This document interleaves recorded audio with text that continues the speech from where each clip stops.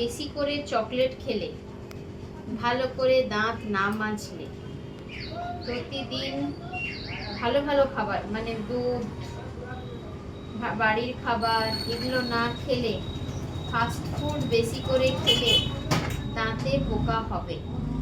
আর দাঁতে পোকা হলে তখন যন্ত্রণা হবে। এই যে পুঁজ হয়েছে, গল গল করে পুঁজ বেরোচ্ছে, এইসব হলে আমাকে দাঁতটি তুলতে হবে। ভালো ফগল হয়ে ঠিক গেছে। আছে, কখন লাগাবো? দুটো ফ্যান হ্যাঁ 2 মিনিট চলো।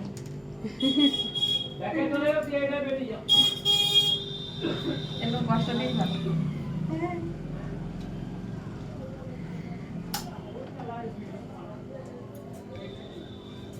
এই তো হাসি মুখে থাক।